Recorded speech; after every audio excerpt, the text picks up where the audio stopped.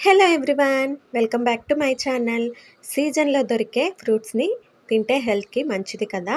అలాగే ఈ సీజన్లో ఉసిరికాయలు అనేవి కాస్తాయి. ఈ ఉసిరికాయలను ఎక్కువగా తినలేం కాబట్టి ఇలా ఊరగాయ పెట్టుకొని తిన్నామంటే చాలా బాగుంటాయండి.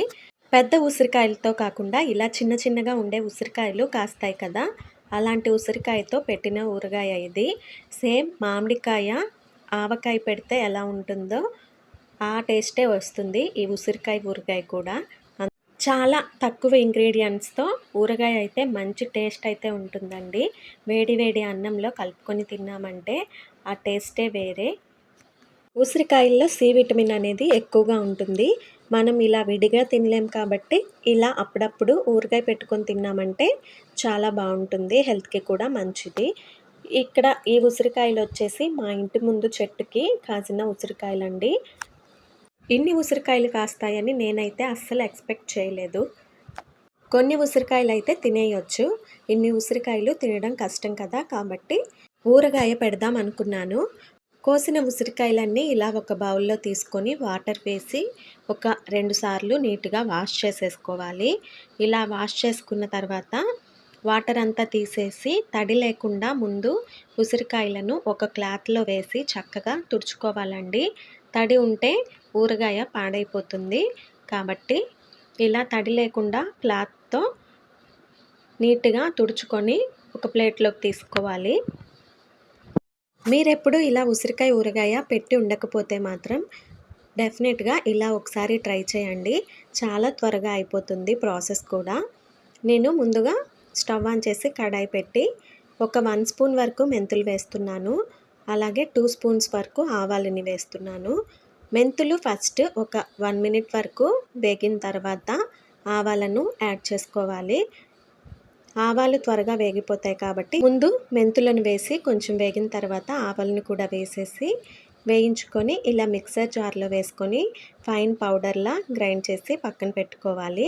ఇప్పుడు స్టవ్ ఆన్ చేసి కడాయి పెట్టుకొని ఆయిల్ని వేస్తున్నాను. ఆయిల్ హీట్ అయిన తర్వాత ఉసిరికాయలను వేసి ఫ్రై చేసుకోవాలి. ఇలా ఉసిరికాయలు మునిగే వరకు ఆయిల్ వేసుకుంటే సరిపోతుందండి.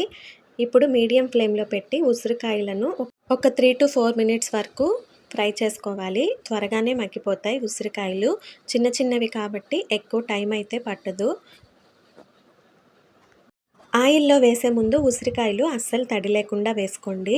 తడి ఉన్నట్టయితే ఆయిల్ పైకి తుల్లే ఛాన్స్ ఉంటుంది కాబట్టి నీట్గా తడి లేకుండా ఉసిరికాయలను క్లీన్ చేసుకున్న తర్వాత ఆయిల్లో వేసుకొని ఒక 4 మినిట్స్ వరకు ఇలా డీప్ ఫ్రై చేసుకోవాలి.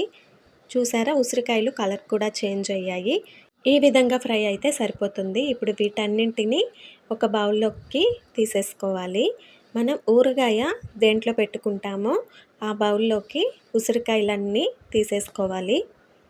కాయని చేత్తో తీసుకొని ఇలా ప్రెస్ చేసామంటే ఈ విధంగా వస్తుందండి. ఇలా వచ్చినట్టయితే ఉసిరికాయ బాగా డీప్ ఫ్రై అయినట్టు. ఈ ఉసిరికాయలను బాగా చల్లారిన తర్వాత ఇందులో ఒక స్మాల్ గ్లాస్ తీసుకున్నాను. ఈ స్మాల్ గ్లాస్కి 1/4 గ్లాస్ వరకు కారం వేస్తున్నా. అలాగే గ్రైండ్ చేసిన ఆవాలు మెంతి పౌడర్ని కూడా యాడ్ చేసేసా. అదే స్మాల్ గ్లాస్తో ఒక 1/2 గ్లాస్ వరకు సాల్ట్ని కూడా యాడ్ చేస్తున్నా. ఇందులోనే ఒక 1/2 స్పూన్ వరకు పసుపుని వేసేసుకొని మొత్తం మంచిగా ఉసిరికాయలకు ఉప్పు, కారం, మెంతిపిండి మొత్తం పట్టే విధంగా ఒకసారి మిక్స్ చేసుకోవాలి. గిన్నె అడుగు భాగం నుంచి నీట్గా మొత్తం ఉప్పు, కారం, మెంతిపిండిని బాగా మిక్స్ చేసుకోవాలండి. ఇప్పుడు ఇది పక్కన పెట్టేసి ఈ ఊరగాయలోకి తాలింపు వేసేసుకోవటమే. ఇందాక డీప్ ఫ్రై చేసిన ఆయిల్ ఉంటుంది కదా, ఆయిల్లోనే కొంచెం ఆవాలు, జీలకర్ర, ఒక 1 స్పూన్ వరకు మినప్పప్పు, ఒక 5-6 వెల్లుల్లి క్రష్ చేసి వేసుకోవాలి. అలాగే ఒక 2-3 ఎండుమిర్చి, కరివేపాకు, ఒక స్పూన్ వరకు ఇంగువని కూడా యాడ్ చేసుకోవాలి. ఇప్పుడు ఈ పోపునంతా ఉప్పు, కారం కలిపిన ఉసిరికాయల్లో యాడ్ చేసేసుకోవాలండి. ఇలా వేసిన తర్వాత మొత్తం తాలింపంతా ఉసిరికాయలకు పట్టే విధంగా బాగా మిక్స్ చేసుకొని ఒక 3-4 అవర్స్ పాటు పక్కన పెట్టేయాలి. ఈలోపు ఊరగాయ అనేది బాగా ఊరుతుంది. ఒక 4 అవర్స్ తర్వాత చూడండి ఊరగాయ ఎంత చక్కగా ఊరిందో. ఆయిల్ ఇలా పైకి తేలిందంటే ఊరగాయ బాగా ఊరిందని అర్థమండి. మధ్యాహ్నం ఊరగాయని ప్రిపేర్ చేసుకున్నామంటే ఒక ఈవినింగ్ వరకు ఇలా పెట్టేసామంటే చక్కగా ఊరిపోతుంది. తర్వాత ఏదైనా గ్లాస్ జార్‌లోకి గానీ, ఒక డబ్బాలోకి గానీ స్టోర్ చేసి పెట్టుకున్నామంటే ఒక 2 మంత్స్ వరకు నిల్వ ఉంచుకోవచ్చు. వీడియో నచ్చినట్టయితే ప్లీజ్ లైక్ చేసి ఛానల్‌ని సబ్స్క్రైబ్ చేసుకోండి. నెక్స్ట్ వీడియోతో మళ్ళీ కలుద్దాం. Thanks for watching. Bye bye.